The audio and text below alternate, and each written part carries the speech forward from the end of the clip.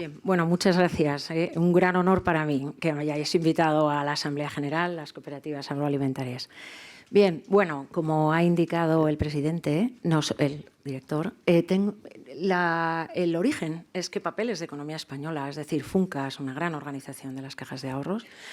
En el año pasado, en marzo de 2023, nos contacta porque realmente hay una gran preocupación, como todos lo sabemos, no hace falta que aquí lo cuente, por qué está pasando en la alimentación y qué está pasando desde el punto de vista económico.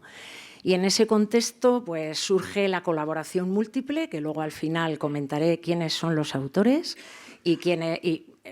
para que por si acaso tienen ustedes interés, y también como el martes que viene, aquí también en Madrid, será la presentación oficial también de FUNCAS de este número.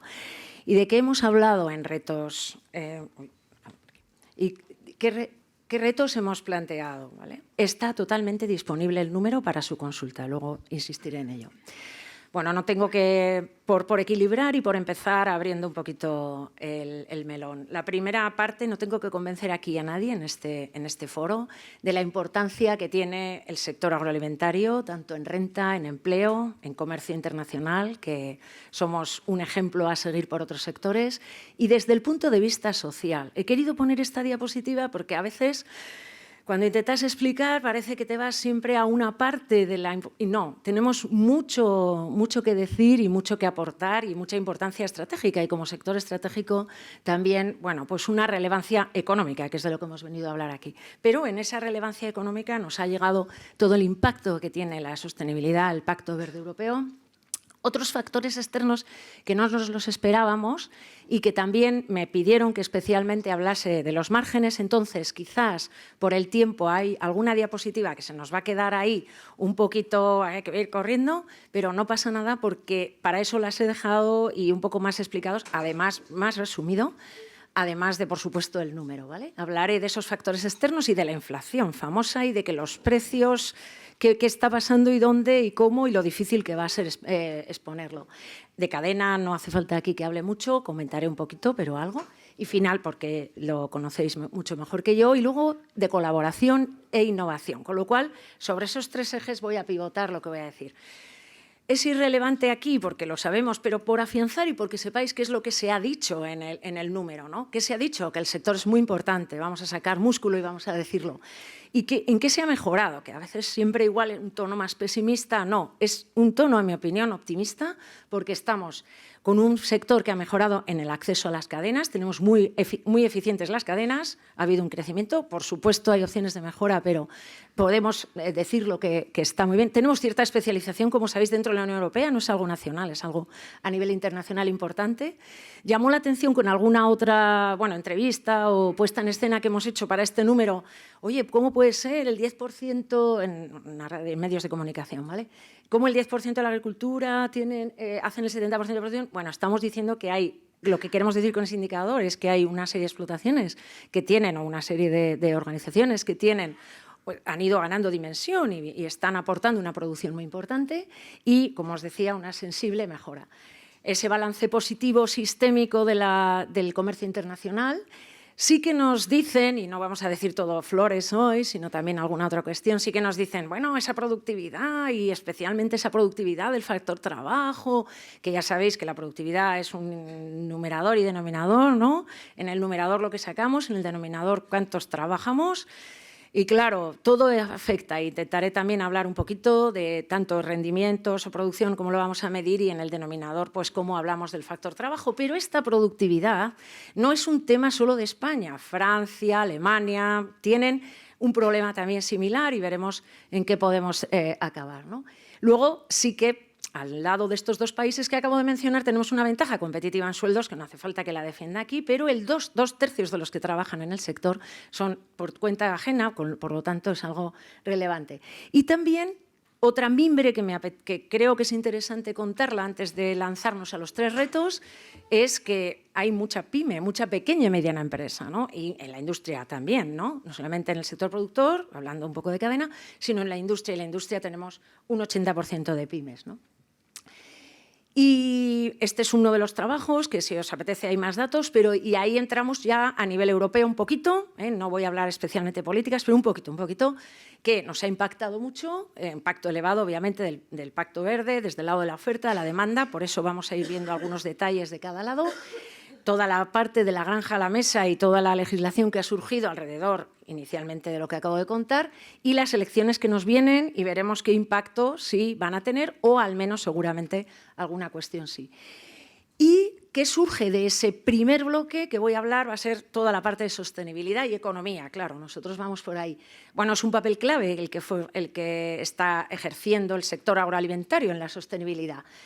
A esa transición a sostenibilidad. Y esos informes que seguramente os están llevando, os van a llevar por la calle de la amargura, ¿no? Seguramente, esos informes de doble materialidad, que es, madre mía, ¿qué querrá decir?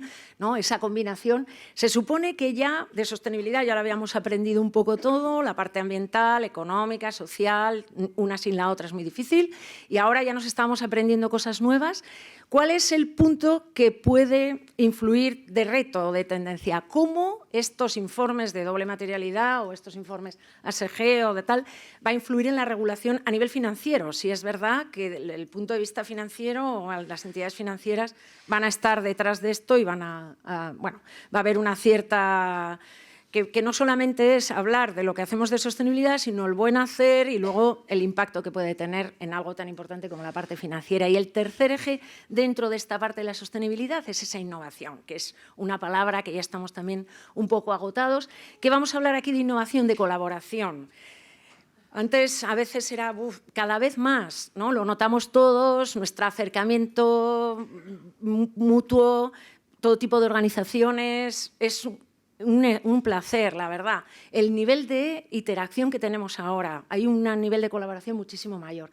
Y nos vienen retos, pero tecnológicos, obvio, ¿no? Ya hablaré un poquito de digitalización, aunque no mucho, y de otros, pero también otro tipo de retos de entendernos, porque los objetivos van a ser comunes, porque ya vemos que los retos son muy duros, ¿no? Y estamos en un entorno rural, no nos podemos olvidar, y no nos podemos olvidar también del concepto cadena, que insistiré en él, o sea que vamos hacia montar esa economía verde. En ese contexto de sostenibilidad, de importancia, de regulación, de nuevos instrumentos como el doble materialidad, etcétera, queremos medir, ¿no? Y otro de los aspectos importantes es cómo medimos esto, ¿no? Ya volviendo un momentito a los indicadores de sostenibilidad. Pues nosotros lo que se plantea desde el número de papeles es que es muy importante tener indicadores y dices, ya tenemos algunas cosas. Bueno, algunas sí, otras no, otras se cortan en el tiempo, otras no se mantienen. Entonces, es importante para poder defender, la información es vital, para poder defender pues, diferentes estrategias, ¿no? Voy a hablar de los tres ejes. En la parte ambiental, pues toda la parte del desperdicio, qué apoyo habrá, cómo conseguir y tal, y también agua y energía. No voy a insistir aquí porque volveré a hablar de la importancia de los factores productivos en el tema de los márgenes, ¿no?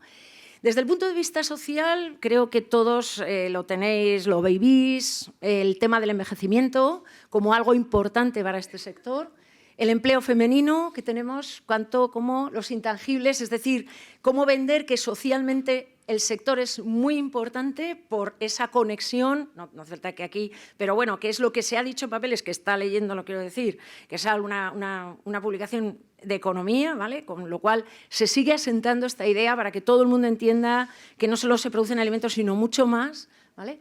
Y luego, bueno, pues todo el empleo también de población inmigrante o la importancia que tiene en la salud, en el consumo alimentario, las tendencias que haya. Como sabemos, no solamente estamos de puertas para adentro, sino que también es muy importante estar de puertas para afuera.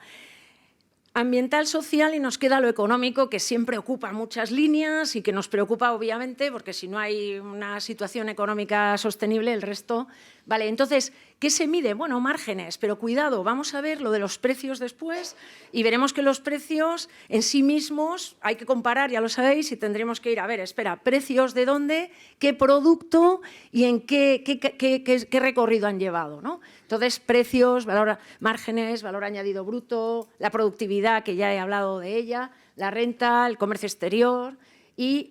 Es verdad, ha habido un aumento de costes de producción en varios casos externos, muchas veces no por por temas pues desde los conflictos, etcétera, ¿vale? Vienen unos problemas externos, pero que hay que abordarlos, energía, etcétera.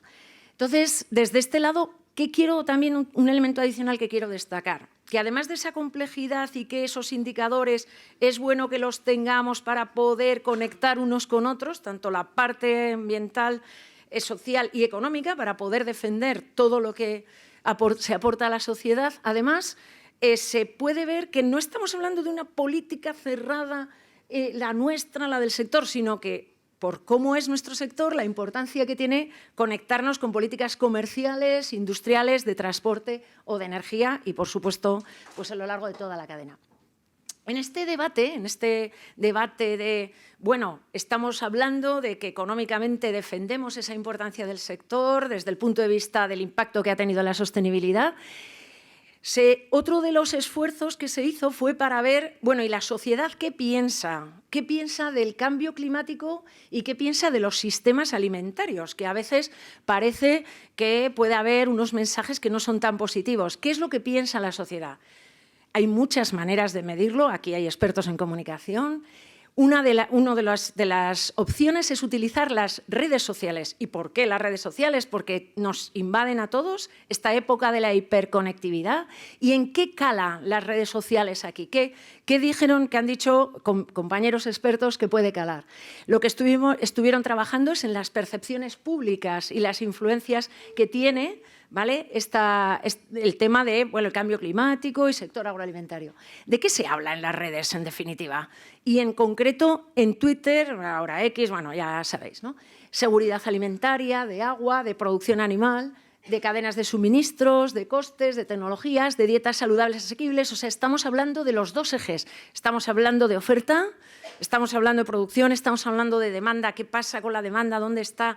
Acciones que hay también. Y creo que es uno de los ejes bonitos del sector, es la gran conexión que hay entre ambos lados, tanto la oferta como la demanda. ¿Y qué ocurre? ¿Qué se está diciendo? Pues no tantas cosas negativas como nos puede parecer. Hay un análisis de contenido bastante positivo de la importancia del sector y de la importancia y que ha tomado medidas en aquello que puede ser más negativo, los propios consumidores, y también creo que puede ser un tema interesante que está muy focalizado el discurso en pocas organizaciones, ¿vale? A veces de carácter ambiental, a veces de otro tipo, ¿vale? Con lo cual sí que puede ser una mayor presencia en donde se comunican algunos, y jóvenes o menos jóvenes, sí que puede ser interesante para el sector para seguir insistiendo en esa relevancia que tiene. Por otro lado, y conectando ahora con la demanda y no saliendo de esta parte de la sostenibilidad, queríamos ver, bueno, alimentos ecológicos, ¿no? ¿Cuánto? ¿Qué de importante es? Bueno, y entonces, ¿qué ocurre? Alimentos ecológicos, lo sabéis seguramente mejor que yo y lo sufrís más que yo. Estamos viendo que es algo que se respeta, se valora, se diferencia, pero en ocasiones no hay un impulso del consumo como se esperaba que fuera a haber. Ya hace 10, 15 años se viene hablando de ese impulso más de consumo. No hablo ahora de la producción, que sí, más del consumo. ¿Qué ocurre? Que tenemos luego todo lo que ocurre con el COVID, luego todas las crisis que estamos teniendo. No están ayudando estas crisis de los mercados a este producto por el tema de inflación que todos sabéis. Las cadenas de suministro, bueno, han ido mejorando, pero seguramente hay posibilidades ahí. Y ¿qué ocurre? Que sí que el mercado ha ido asimilando los conceptos o los elementos que nos diferencian, pero el mercado también ha asimilado los problemas en los precios y en la inflación, y el equilibrio que se esperaba mucho más elevado, pues bueno, sigue ahí. Pero seguramente pues, todo este tirón de tendencias que hay hacia salud, sostenibilidad y tal, por lo menos en varios mercados o en algunos grupos de consumidores, no va a dejar de crecer. Y ahora sí que ya nos vamos a la parte de la inflación, de los precios, de los márgenes, ¿no? Y luego voy a terminar con una parte más de innovación. No tengo que insistir, ¿vale?, en que ha habido una inflación, todos seguramente, cada uno individualmente ha hecho su propio análisis, qué es lo que ha ocurrido, qué nos ha ocurrido a nivel individual, a nivel colectivo. Bueno, tenéis seguro muy buenos datos y mucha y más calidad de información de cerca que yo, pero bueno, lo que se analizó en este número es dos trabajos se han hecho. Uno donde se pone más de manifiesto cuáles han sido los principales problemas, y en otro que se analizan diferentes productos, ¿vale? Y entonces vamos a ir tratando de llegar a que no es fácil, acabaré diciendo que el análisis de los precios no es porque quiera evitar esta pregunta, sino porque el análisis de los precios, como veremos, es algo muy complejo. La inflación ha venido importada del exterior, no es solamente, puede haber una parte interna, pero muy potente, costes, etcétera, los conflictos, la energía, etcétera, ¿vale? Aparte de otros problemas climáticos y de productivos, con lo cual hay una tormenta más o menos perfecta, o como le queramos llamar. Ese análisis de todos los niveles va a ser muy importante para no quedarnos en uno o no pensar que siempre es un lado o el otro el que sale perjudicado. Vamos a intentar demostrar que igual no del todo. Ha habido cuando decimos deterioro de la capacidad productiva es que puede haber algunos problemas, no que seamos menos productivos, sino que puede haber problemas, como todos sabemos, relacionados externos también, clima, etcétera. Y luego, importante, siempre meto alguna coletilla del tema de la demanda, también los patrones de consumo, cómo cambian frente a temas de producción, ¿vale? Y aunque parezca que aquí igual estoy diciendo, ya viene a defender a unos... veremos luego los datos, sí que han amortiguado a veces algunos agentes de la cadena el incremento que se hubiera dado si no, ¿vale? Es verdad que ha habido reducción de márgenes, no vamos a discutir sobre eso porque eso es así. Lo que vamos a intentar ver un poquito más adelante es esa distribución y esa diferencia, y que hay que ir caso por caso, ¿vale? Bueno, es verdad que hay soluciones de transferencias directas, fiscales, etcétera, que cada una tiene su presupuesto y sus opciones, pero en ese mimbre que suelo contar, uno es la atomización, ¿no?, del sector, que es verdad que se están haciendo muchos esfuerzos, y aquí estamos hablando a personas que están colaborando y que ya conocen muy bien esto de unirse para mejorar, pero mejoras logísticas, mejoras de digitalización que seguro nos van a llevar a mejores puertos todavía. Y bueno, y vuelvo otra vez al final a una parte del mercado. ¿Y el mercado qué ante esto? Pues igual está más educado o al menos está más informado, no se sabe si muy bien o muy mal, porque a veces se toman decisiones, bueno, pero sí más educado, más sostenible, salud, etcétera. Entonces, siempre que hay tensiones inflacionistas como las que estamos viviendo, es decir, los precios se mueven más de lo que pensábamos y nos están generando problemas y discusiones, y decimos, son los costes de los productores. No, son los distribuidores con sus márgenes. Cuidado, vamos a intentar ver qué pasa en varios casos para no acabar teniendo... No podemos dar una solución única, es lo que quiero decir, ¿vale? Y segunda cosa importante para nosotros, los precios no es el único indicador, porque si solo ves los precios y además a lo mejor unos de ellos, o los percibidos o los que pagan los consumidores, los percibidos por los agricultores, entonces se te complica, ¿vale? Entonces vamos a intentar ver que usamos 3 indicadores para medir el tema de los precios, que se llama, el concepto un poco tal, es índices agregados de los costes de producción, que incluyen los índices de precios pagados por los agricultores, los que perciben los productores y los que pagan los consumidores, con lo cual ya es un análisis mucho más de cadena, que decíamos que era importante. Y lo que se ve es los porcentajes de variaciones. A ver, ¿dónde está la variación? ¿Está más en la mano del productor o productora o está en la mano de los márgenes, se va yendo hacia el otro lado, más lejos de la cadena? Y luego, tercera parte, es, bueno, espera, hemos visto dónde están y qué impacto, quién en los consumidores finales, ¿vale? Ese es el triple trabajo que se lleva. Podéis verlo despacio, tranquilos. Ya sabéis que no somos breves y que cada artículo tiene 8.000 palabras o 10.000. Entonces tiene 236 hojas el librito, pero luego hay un informe, un resumen ejecutivo que también existe, está todo en la web de Funcas, ¿vale? Y si no me consultáis y yo os digo. Y 10 productos se analizaron, 5 de origen animal y 5 de origen vegetal, ¿vale? Dado que el caso de los productos de origen vegetal tenemos la oportunidad de que hay mercados mayoristas intermedios, se pudo hacer el estudio en 3 niveles, ¿vale?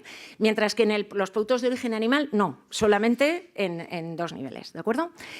¿Qué es lo que decimos? Pues que hasta el 20, como todos conocéis, hasta mediados del 21 los precios se mantuvieron más o menos estables, ya sabemos que puede haber problemas, pero más o menos estables, hasta ese mediados donde hay un incremento significativo. Si comparásemos los precios percibidos y pagados por los agricultores, observamos que los precios de los productos han crecido ligeramente por debajo de los precios de los factores productivos, con lo cual ya empezamos ahí, ¿no? Si no crecemos a la vez, ya sabemos que hay, ¿vale? Que ahí puede ya haber un problema. ¿Y qué pasa con los consumidores, que son los últimos que van a pagar? Estos han crecido menos, con lo cual quiere decir que alguien ha ido, en algunos, estoy generalizando un poco, ¿vale? En algunos alguien se ha comido, digamos, ¿vale? Ya que estamos en el ámbito agro, esa parte del margen que se ha ido perdiendo, ¿vale? O sea que en algunos casos ha pasado así.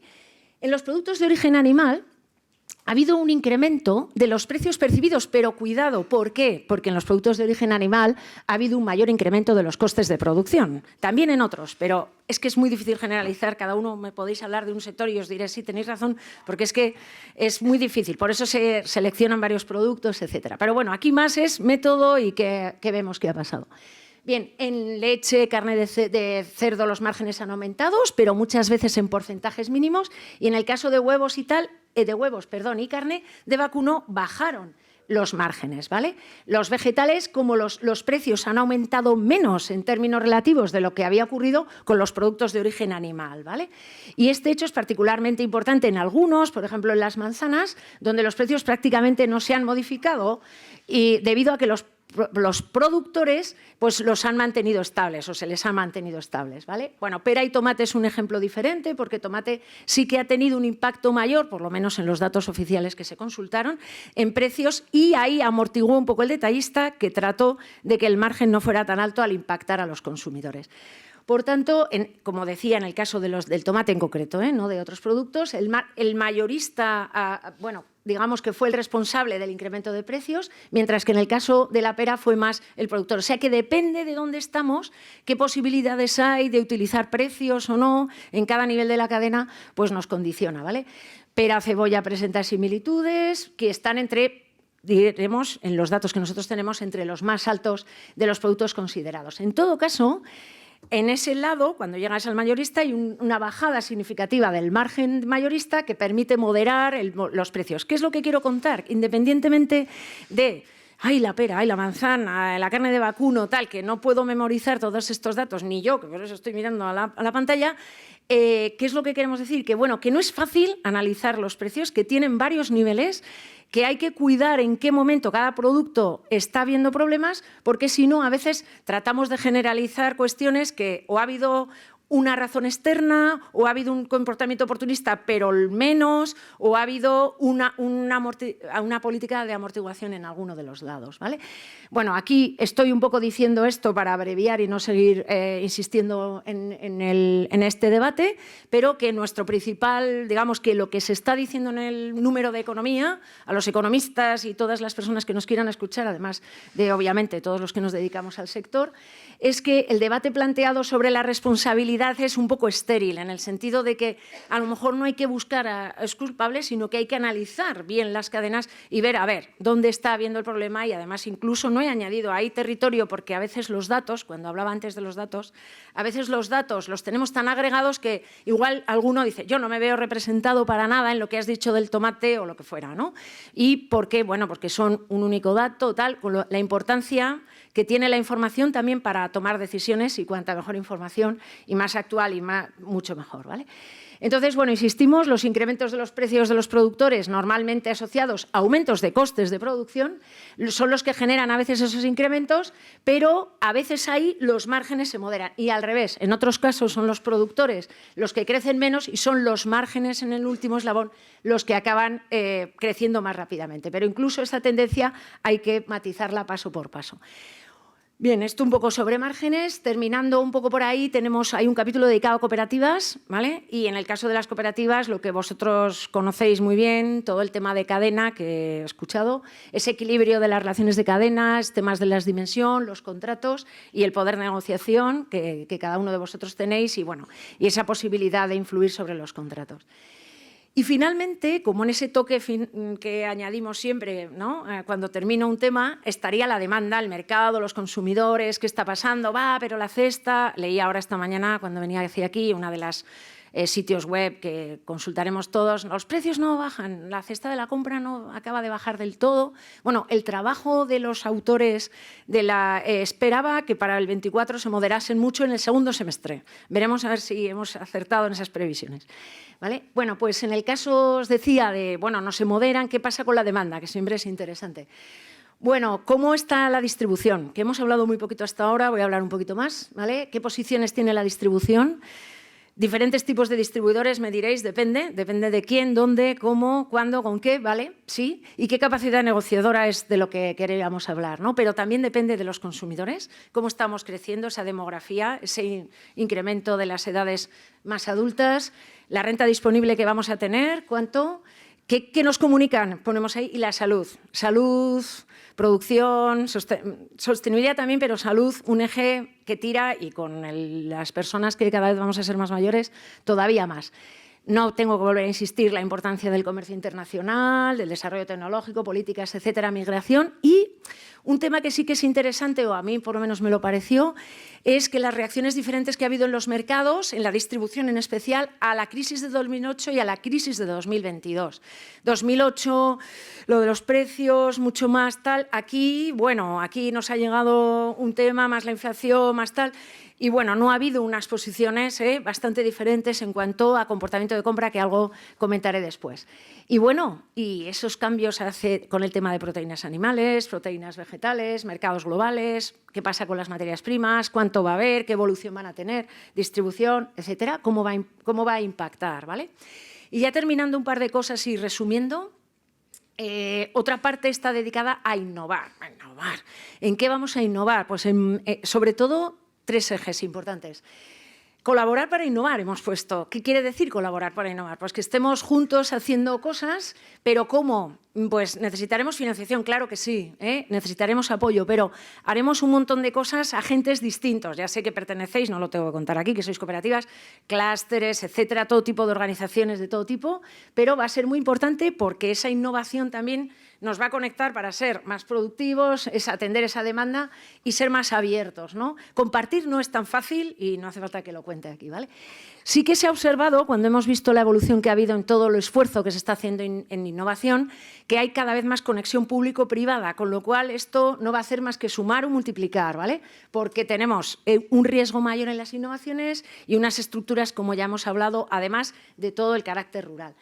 Y instrumentos se han puesto en marcha, que seguro que todos hemos participado de alguna manera para poder financiar a nivel nacional, por supuesto, regional, europeo, etcétera. Casi todos los fondos, cuando se estudian que se utilizan, son nacionales y regionales, pero también muchos europeos que merece la pena explorarlos. Grupos operativos, cooperativas, denominaciones de origen, AQIS, bueno, LEADER, FIAP, todos han hecho un esfuerzo. ¿Qué contamos? La digitalización, porque no podemos terminar una charla sobre economía agroalimentaria si no hablamos de digitalización. ¿Por qué va a ser buena? Desde el punto de vista económico, ¿no? Ya no voy a hablar de la parte más técnica. Por temas de productividad se espera ese numerador y denominador del que hablábamos al principio, a ver si es verdad, que algo de los dos podemos mejorar. Gestión, ¿vale? Va a ser buena, digitalización, fondos, socios, etcétera. Las ecoinnovaciones. Ecoinnovaciones es que hacemos innovaciones que son respetuosas. ¿Y qué tira de las ecoinnovaciones? Un montón, 60% de las empresas hacen ecoinnovación, muchísimas.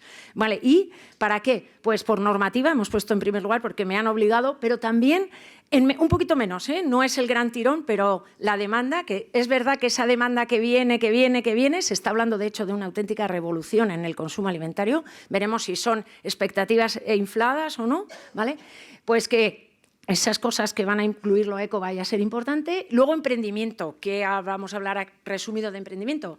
Vamos a decir que hay que generar negocios, ya lo sabemos, y los negocios que se están generando en el sector, se está observando que 1/4 de los negocios que se generan son más innovadores, la gente está más preparada, más tecnología, o sea, están incorporando más tecnología. No sé si esto, pero bueno, vamos a ir por ahí, ¿vale? Que está por ahí. Y luego, adoptar innovaciones. Hay un concepto que es la neofobia, que es el miedo a lo nuevo, pues en alimentación nos cuesta mucho adoptar. Es el sector donde más cuesta adoptar una innovación. O sea, probar nuevos alimentos nos cuesta mucho, ¿vale? Venga a hablar de innovación y luego nadie consume nuestro producto. Pues es verdad por esto, ¿vale? Así que hay que buscar cómo llegar a ellos, que he visto que ya lo vi cuando lo presentaron en Navarra el sello. Esta es una idea, ¿vale? O sea, tener un sello en común, una manera de identificar, una manera de, bueno, pues de ver que me llega a mis valores personales, etcétera, ¿vale? No me enredo más aquí. El último capítulo va dedicado a la digitalización en distintos sectores, ¿vale? Y ahí lo que hemos, de nuevo, la idea de que digitalizar nos puede ayudar en términos de costes de productividad, nos puede ayudar en rentabilidad y sostenibilidad, y por si tenéis interés especial, se hace un análisis para el sector oleícola, para el sector vitivinícola, hortícola y el vacuno de leche. Aunque también se habla también de otros sectores en general.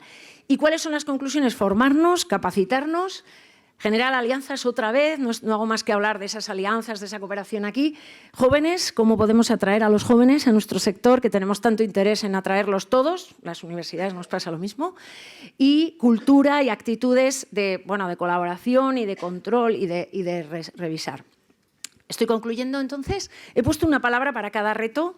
Hablaba de 3 retos, de sostenibilidad, de equilibrio. Creo que va a ser importante, no hace falta que insista por este lado.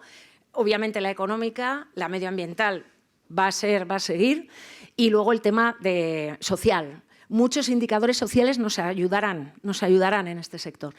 El precios, ¿qué he querido decir? Le he seguido llamando precios, aunque son otras cosas. La complejidad, ¿vale? No es fácil, no.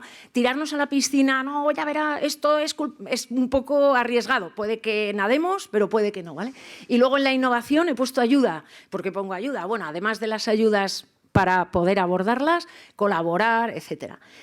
He traído, y está en las diapositivas a disposición de quien lo considere, para todos ustedes, la invitación del próximo martes, que va a ser aquí en Madrid, en la sede de Funcas. Va a haber más autores que yo, va a haber 3 autores más, y se va a poder seguir o bien presencialmente en la sede de Funcas o bien también en streaming, ¿vale? Por si a alguien le apetece ver más detalles del número. Les he dicho, he hablado con ellos, que si tuvierais alguna duda, alguna cuestión, pues que podéis contactarme y yo os remito cualquier detalle. He puesto, porque creo que esto es el trabajo de muchísimos autores, ¿vale? De toda la geografía española, los nombres y los títulos de cada uno de los autores que yo he intentado resumir en este ratito, en la parte de cifras macro, que estaban Martínez Paz y José Colino; en política, Albert Massot, política agrícola común; en la parte de sostenibilidad y pacto verde, José Antonio Gómez Limón y Mercedes Luque; en sostenibilidad, un trabajo de la Politécnica de Madrid, Isabel Bardají, Eduardo Aguilera, Irene Blanco, Paloma Esteve, Luis Lusaeta, Alberto Sanz, Bárbara Soriano, Cintia Villacorta. Explorando el clima digital, teníamos a otro grupo de Madrid y Córdoba, Rosana Tornel, Carlos Anguiano, Emilio Pindado; y en mercados de productos ecológicos ahí han estado la Miguel Hernández y la Castilla-La Mancha, Margarita Bruarolas, Laura, Adrián y Rodolfo. En retos de inflación, un equipo de la Politécnica de Valencia, Álvarez Coque, Moreno, Tudela, Cervera y Escribano. En márgenes e inflación ha trabajado José María Gil y Esther Freixa, de la Politécnica de Cataluña. En el cooperativismo y la cadena alimentaria, de la Politécnica de Valencia, Francisco Juliá, Lenia Mería y Erasmo López. De las tendencias del consumo, Alicia Langreo y Tomás García Azcárate. En retos de innovación y colaboración, un equipo de mi universidad, Ramo, Teresa, Emilio, Mercedes y Cati, y compañeros de la Politécnica de Madrid. Y en retos de digitalización, compañeros de Galicia, de Pamplona, de Córdoba. Como veis, pues que se llaman Rosa Gallardo, Pedro Sánchez, Pablo Lara, Luis Gonzaga y Roberto. Un gran equipo espero que os interese en alguna medida profundizar en alguna de las pinceladas que he dado. De nuevo, agradezco muchísimo a Cooperativas que nos haya invitado, y he dejado pues teléfono, email o lo que fuera, por si quisieran ampliar información o cualquier otro detalle. Muchas gracias.